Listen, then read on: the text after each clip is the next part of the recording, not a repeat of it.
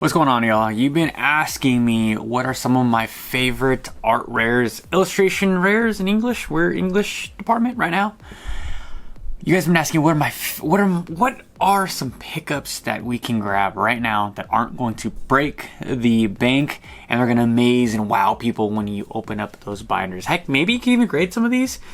There's a few of them what I would grade, but just because they're some of my favorite Pokemon. So with that all being said, let's get to today's video. Okay, so Archaeolodon. This is one of my favorite Pokemon, top 15 Pokemon for me. Had to throw it on today's list. I did a my favorite Pokemon card list not too long ago, and I don't remember if this one made the list, but I absolutely love the Bridge Dragon Pokemon. I think it's one of the best, and it's so like 90s Japanese television like monster, and I love it. It reminds me of like a Godzilla monster. It's one of the best Pokemon in my personal opinion. I know you guys are gonna say I'm crazy, but I have multiple copies of this card. I love this card, and with the kids like looking low-key terrified, this kid petting it, I think, man, this is one of the best cards ever. Like, it's so good.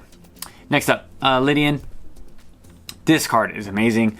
Lydian was one of the Pokemon that just absolutely amazed me when I saw it as a kid, because it looked like a little superhero, right? It looked like a little Power Ranger with like a helmet, and I understand it's a bug, but it looked so bad ass, if you know what I mean. And most recent sale is like $3. Like, these cards, none of these cards are gonna break the bank, but these are great binder copies. I don't know if like any of these are really a graded play besides our next two picks. So this one I know for sure made my favorite cards of the Scarlet and Violet era. This is the Rabu card from Stellar Crown. Man, this card is an absolute banger. Rabu is making its way to my top 3 favorite Pokemon of all time. I'm just such a big fan of second stage evolutions. They're like that angsty teenagers, just super aggressive, and Rabu with his like it reminds me of Naruto. Like, this, and I'm a huge Naruto fan, so had to throw this one on today's list. It's like less than $5, guys. Like, this one might be a graded play for me.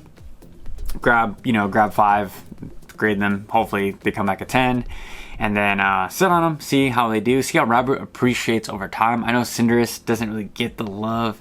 It's a not a good evolution. We're gonna have to see some real big, like, cool alternate arts in the near future to pump this Rabu card. But I think it's a really special card, but I could be biased.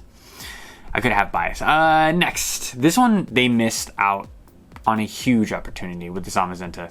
Why the heck did they not make this a special art rare or a special illustration rare? Doesn't make any sense. I mean, it's like less than $5. I mean, that's pretty much everything on today's list is almost less than $5. So you can grab all these cards. I think there's like 10 or 12 cards for today's list. Not gonna really break the bank. You guys can do what you want with them. Grade, put them in your binder, whatever. They're all great. But this one, I mean, the artwork looks so good. Like, it's like a mix between like 3D futuristic art and then, I don't know. It's really pops. It's so different from any of the other cards on today's list. But let me know how you guys feel about Zizenta. I know Shield wasn't a popular game, so I could see that happening.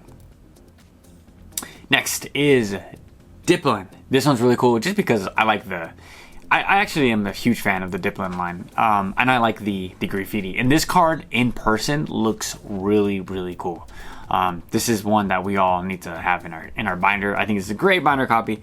$5, guys. Just $5 for the Dragon Apple Pokemon. You guys know how I feel about Pokemon doing their job, and I love this with Exadril.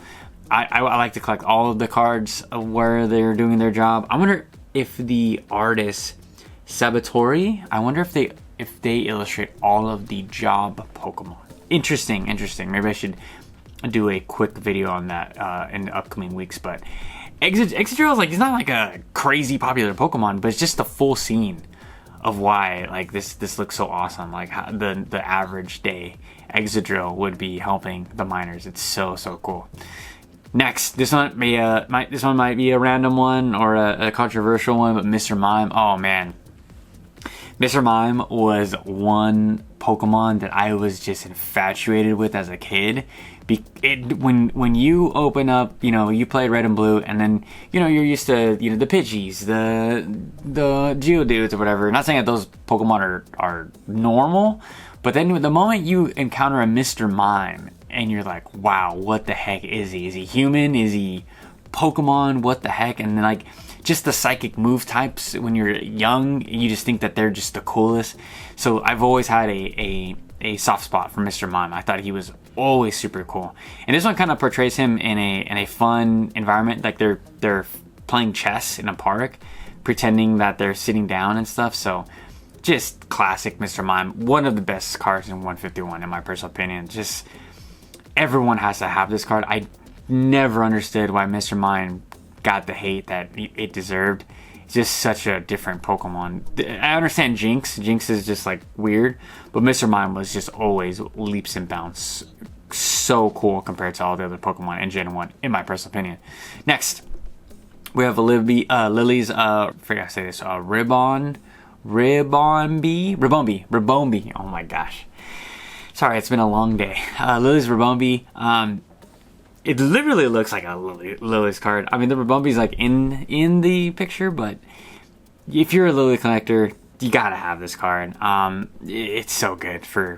I'm waiting for this one to be pumped, to be honest. Like, I get it's not an actual Lily card, but this is a card that I know is going to appreciate over time in the very near future, just because of it literally could have been a Lily card. And no one would have batted an eye, right? But it's a Ribombee card, and it's $5, so there's no reason for us not to all have that card. Next, we got the Palpatode from Black Bolt. Now, I understand that Palpatode is not a super popular character, and then evolves into Seismitoad, right? So why I wanted to put this one on the list, and why I think it's like really special, is because as it's like licking this raindrop, it's gonna transform the world into what Seismitoad sees, right? Like a little acid trip. I think it's really cool. It's portraying a picture that is soon to come in the Seismitoad, and it's incredible artwork, incredible piecing it together. Palpatode, right? That's his pre-evolution. I wonder. I don't remember what it looks like, but I forget the toad right before Palpatode. But this is a great card. I love cards that tell a little bit of a story, and you have to kind of have all of them to piece the story together. Even though the Palpatode and the Seismitoad don't look anywhere near each other as far as like artwork, but I think this was a really cool like foreshadowing for this card. I love this card. And lastly, for today's video, we have a Castform, Sunny Form. This one's so good. Same author same illustrator, I believe, as the Charizard from the promos in English, and then the Mewtwo from V-Star Universe and Crown Zenith. This is one of my favorite cards to look at. I have it in Korean. This card is absolutely amazing. How much detail is in this card? It's like overwhelmingly good. Like this is a card that I would think about grading just because how good the artwork is. And I love this artist that always does the ground or the aerial view, right? Like from the sky down. I think it's super good. Castform is like just such a cool Pokemon. Doesn't get much love, and I don't understand why. It's just really interesting Pokemon design. But if I had to go and like grade any of these cards on today's list, it would probably be the Archaeolodon, the Raboot, and the Palpatode could be a play.